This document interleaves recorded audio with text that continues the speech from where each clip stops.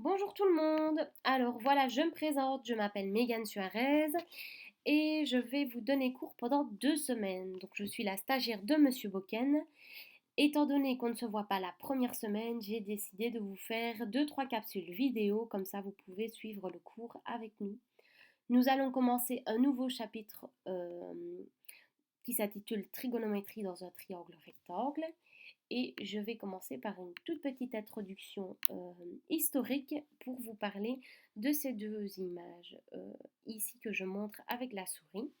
Donc, je voulais vous parler de l'astrolabe, qui était un outil qui permet de calculer la hauteur d'un astre par rapport à l'horizon.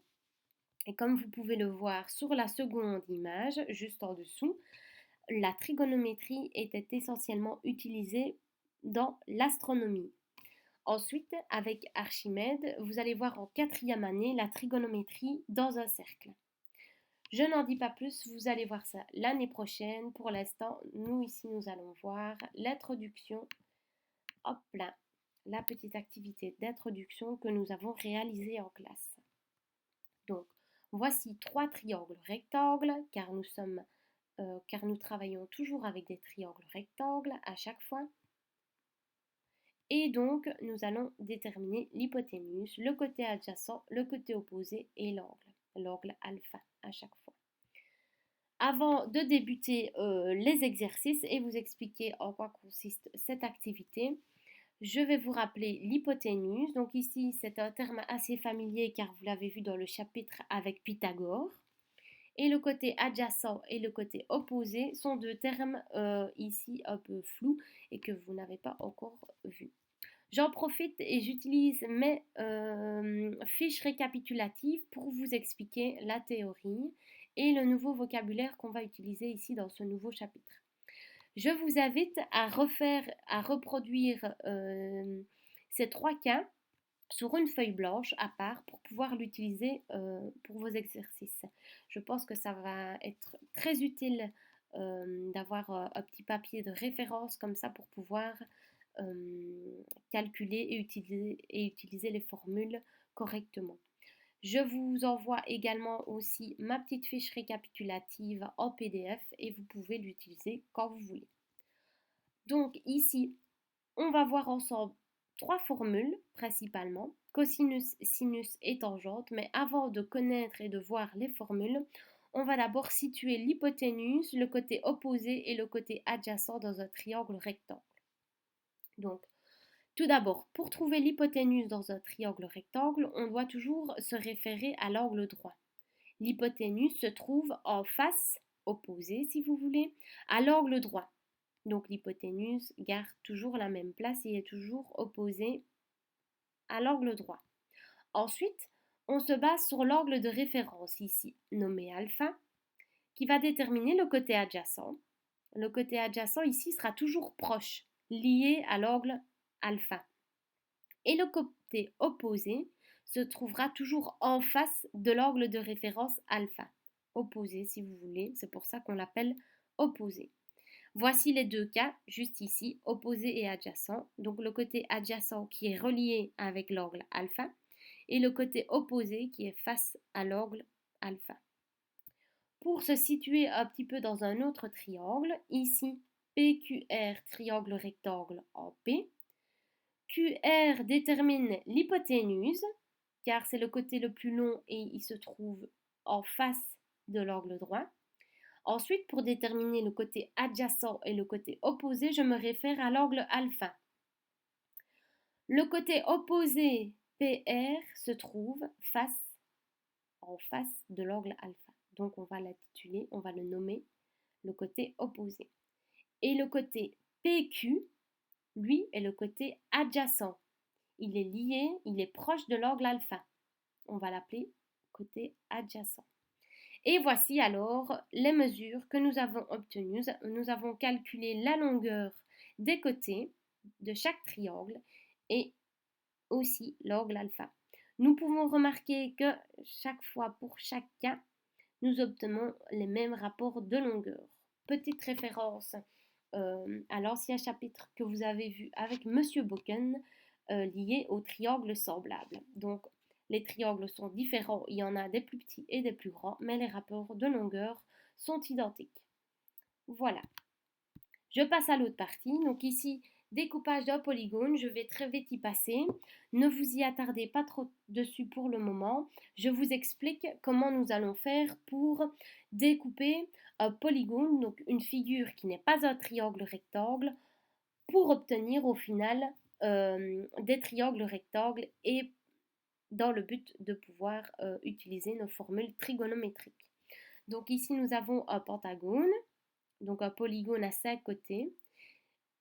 Et j'aimerais bien utiliser mes formules trigonométriques dans cette figure pour déterminer l'aire de ce polygone.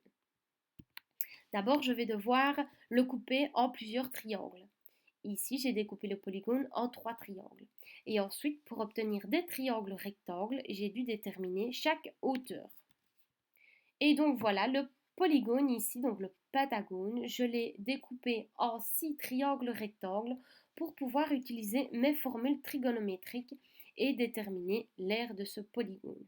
Ne vous y attardez pas trop, nous allons étudier ça d'un peu plus près pendant les exercices. Je réexpliquerai tout ça plus tard. Pour terminer, nous allons voir ici l'introduction liée à la calculatrice.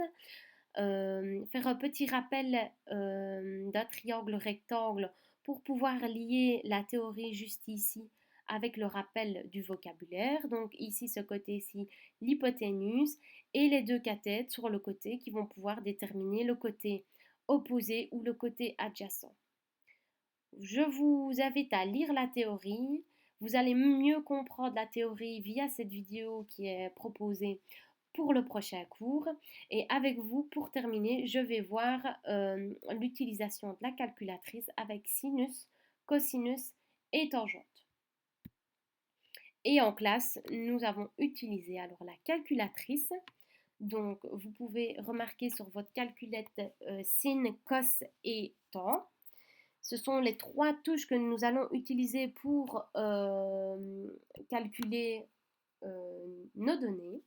Et donc, si vous rentrez dans votre calculatrice sinus 36 degrés, vous obtenez le nombre qui se trouve juste ici, 0,59. Également pour sinus 12 degrés, cosinus 77 degrés. Et donc ici, petit point d'attention, cosinus 92 degrés ne fonctionne pas. Car ici, on obtient un nombre négatif et on ne pourra pas calculer nos formules trigonométriques avec un nombre négatif. Nous avons besoin d'un nombre positif car il s'agit d'effectuer un rapport de longueur et donc nous devons avoir des nombres positifs. Ensuite, donc, je vous invite à essayer cosinus 92 degrés, sinus 92 degrés et tangente 92 degrés. Après cela, nous en classe, nous avons pu déterminer et voir ensemble que cosinus et sinus ne fonctionnaient pas au-delà de 90 degrés. Donc on va essentiellement utiliser nos formules entre 0 et 90 degrés maximum. Ensuite, vous pouvez utiliser la calculatrice pour déterminer l'amplitude d'alpha. Et donc pour cela, nous allons faire ce calcul, utiliser la calculatrice avec l'arc sinus. Donc ça, je vais demander à Monsieur Bocken pour une petite explication via votre calculatrice pour obtenir l'arc sinus. Il faudra simplement appuyer sur une autre touche, à mon avis, pour pouvoir faire ce calcul. Et donc, au final, vous obtenez ici l'amplitude de l'angle alpha. Je vous invite également à faire les autres exercices.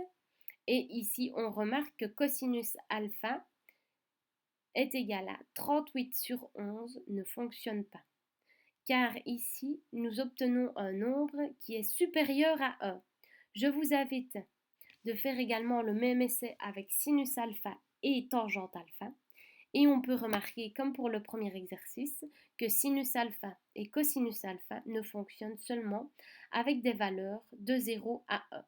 Ici, si on divise 38 par 11, on obtient un nombre supérieur à 1 et donc cela ne fonctionne pas.